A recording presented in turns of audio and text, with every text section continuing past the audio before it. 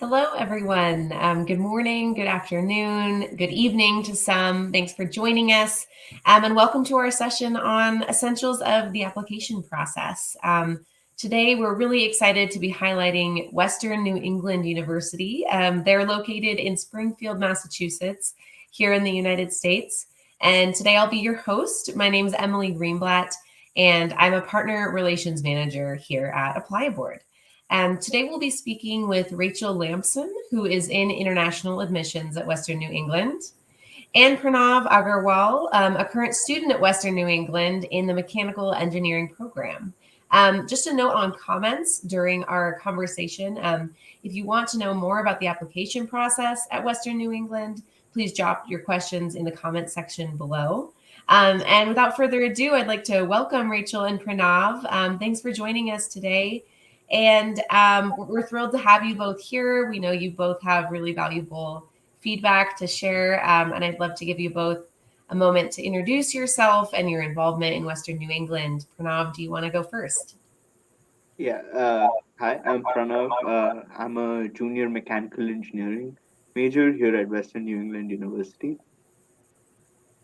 Thanks, Pranav. Hi, everyone. My name is Rachel Lamson. I'm the Associate Director of International Admissions at Western New England. I'm also an alumni. I graduated years ago in political science and Spanish, and I'm just thrilled to be here today. Thank you, Emily and ApplyBoard, for having us. Absolutely. We're happy to have you both here. So we'll jump right in. Again, our topic today is essentials of the application process. And we know students are always curious about application general questions as well as specifics for particular universities. So we'll dive into both here today. And Rachel, I'll start with you.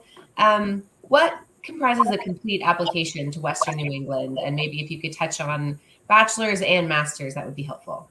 Yeah, definitely. So before I dig into the details, I would just tell anyone listening, make sure you look at the website because it's much easier to read through the checklist than jot them down as I'm speaking. So you can always visit our website to see the requirements for both undergraduate and graduate programs. But I'll just tell you briefly what we look for a complete application.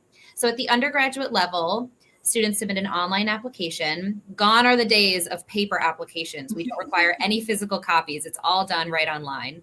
So you submit an online application. We look for high school transcripts, proof of English proficiency, and a letter of recommendation. A personal statement is optional, but we do like to have students send them in because it gives us an opportunity to learn more about the students and understand their goals and aspirations for why they want to attend Western New England. So that's undergraduate. At the graduate level for our master's degree programs, same thing, an online application and copy of any transcripts. That includes both your undergraduate and maybe graduate transcripts that you might have if you're applying for a PhD program. But for master's level, we'll also require proof of English proficiency, 3 letters of recommendation, so a few more than at the undergraduate level, a copy of your resume, a personal statement, and probably the most important piece for the graduate application is that we do not require the GRE for any of our engineering programs. So our College of Engineering has seen the largest number of international students. It's very popular for us, and it's great because we take that barrier away. You don't need to submit the GRE for those programs. And again, everything's done online. As long as you submit all of those required documents, then an admissions decision is given really quickly, usually within a few weeks. That's great. And it is important to note about the GRE. And a lot of students are looking for institutions that maybe have it as optional or not required. So I appreciate you mentioning that. And then in terms of standardized tests, does Western New England require standardized test scores as part of the application? And then also kind of added to that for specialized programs, maybe music or architecture or something like that. Is a portfolio needed for submission, maybe the arts program too included in that? And what does that look like? Yeah, great question. So Western New England is considered a test optional school, meaning undergraduate students do not need to send in SAT or ACT scores. That said, if a student has taken those tests, they're welcome to send them in because sometimes it can impact the amount of scholarship that they might receive, or it might give us some more information about their academic background. So it's a complicated answer, right? It's a yes and a no. You don't have to send it in, but you're welcome to, and we'll factor that into the admissions decision. The other standardized tests that students submit are proof of English proficiency tests. So that includes IELTS, TOEFL, Duolingo, PTE. There's a number of these tests that students can submit. And again, listed on our website are all of the minimum score requirements for those standardized tests. So I guess my short answer is yes and no, right? Some tests are optional, some we require. Look on the website and reach out if you need any clarification. Right, great. And then in terms of those portfolios for students going into maybe music or the arts, is that pretty program specific? Do you have any tips to add there? Yeah, so at the undergraduate level, I'd say we wouldn't require anything particular. You know, if a student wants to major in music or let's say construction management, I feel like some of the more architecture focused programs, we wouldn't require anything additional. A student could just be admitted outright. At the graduate level, we find that students do sometimes submit supplemental materials. For example, we have a Master of Fine Arts in Creative Writing, and as part of that application, students would submit a writing sample. And at the engineering level, although it's not required, sometimes students will submit previous projects or maybe their thesis that they wrote for their undergraduate program. Right. So again, it's optional, but it's so student specific. And if they have something additional to send in, we say send it in anyway, because that can certainly help your application. Right. Yeah, that makes sense. It's nice to have that flexibility, I think, for students. Definitely. Pranav, turning to you, I'm curious first how you landed on Western New England, how you decided on this university, and also how long did it take you to move through the full application process, start to finish? So I found WNE through counselors and friends and the website, and it was mainly just searching through the website and looking at all of the programs they offer, Western New England offers, and all of the different really nice academic support and peer support and the really good student community that they have over here. And you can see that on their website that they have all of these options, and they really help you come to America and like settle into the education system, and it did. So for me personally, it took me 1 year. I started 1 year in advance, and I started looking up tests, the tests that I have to take, and I started preparing for them. Slowly started preparing personal statements and gathering like letters of recommendations, transcripts, and by the time I decided to apply, it was much easier because I had started that early, and I knew that I found that I needed all of these letters of recommendation, personal statements, and it just made it a bit easier.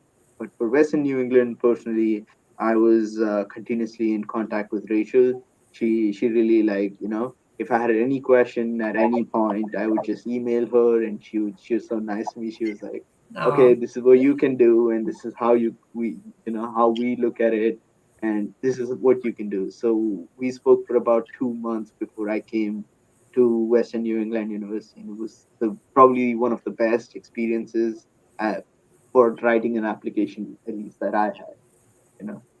So that's wonderful. And I think you bring up a couple good points. One is that even if the application submission process doesn't take a year, the planning for it certainly does. And I think you really are a great example of that you are gathering your documents, your transcripts, your letter of recommendations ahead of time so that once you're actually applying, that went smoothly. And then the other thing is just being in touch with a wonderful admissions person, which really, like you said, makes a difference. And that's how a lot of students end up kind of going the final step in actually arriving on campus, is because they've been in touch with someone at the institution that's helped them through. So that's wonderful to see that happened here. And you touched on this, Pranav. So students are always curious what elements of the application are required, as Rachel kind of touched on. So it sounds like maybe for you did a personal statement and a letter of recommendation. Can you clarify if you did both of those and if those are required? So the letter of recommendation for undergrad, the one letter of recommendation for undergrad is required, and the personal statement is preferred. It helps the counselors make the decision, I feel like, and I was able to explain like who I am, as a student, as a person, to the university before they accepted me, and I hope it was a helping factor. Yeah. That's a great point. And it sounds like in Western New England, a lot of things are optional, but the more you can submit, the better. In a lot of cases, like you said, they get to know you better, and they can and genuinely kind of review if it's a good fit for you and for the institution. So I appreciate that answer, Pranav. And one more question for you, Pranav. What can students expect after they've submitted their application? So in terms of timeline, next steps, maybe moving towards visa next steps, etc. So I had to wait 2, maybe 3 weeks for the admissions decision to come. And once the decision is, once you've been accepted to the university, it's all about the documents that you have to, the supporting documents. They're generally financial statements, official transcripts, and all of those things that need to be sent to the university. And obviously, the visa process, you need to do like a service fee, I-20, book an appointment, take code for the interview. And then it's just, once you do the interview and you've got your visa, it's just getting excited to come to the US and, start studying. So Exciting. Then it's the fun yeah, part. yeah, Or that the is scary part. Yeah. sorry. I said, or the scary part. Yeah, yeah. Great. Thanks, Pranav. I appreciate that. I do see a question in the chat about what about students coming from the Caribbean? And I think, Rachel and Pranav, feel free to answer this, but the application process is pretty standardized in terms of it doesn't really matter where you're coming from, and that the same requirements are asked of all students. Yeah, it's a really good question, because the one caveat, I guess the one difference, is in the proof of English proficiency. So for students who are coming from countries where English is the first language, they don't actually need to submit these standardized tests such as IELTS or TOEFL or Duolingo. So it gets a little gray with certain countries like Canada, for example, because in some provinces, French is the primary language. So we would still require proof of English proficiency. Similarly, with the Caribbean, in some locations, English is not the primary language. So you would still have to submit those scores. But listed on our website is the list of countries that meet this exception. So if there's a certain country within the Caribbean that you're coming from, look on the website to see if it's on that list. And again, if it's one of those countries, the proof of English proficiency is waived. Otherwise, it is required. But to Emily's point, all of the other application requirements are the same across the board, regardless of country. Thanks, Rachel. I appreciate that. Great question. Shifting gears a little bit, this is another really common question. How do students qualify for scholarships at Western New England? Yeah, that's probably one of the most important questions to consider when you're looking where to study. And it's kind of a complicated answer, but I'll keep it very simple.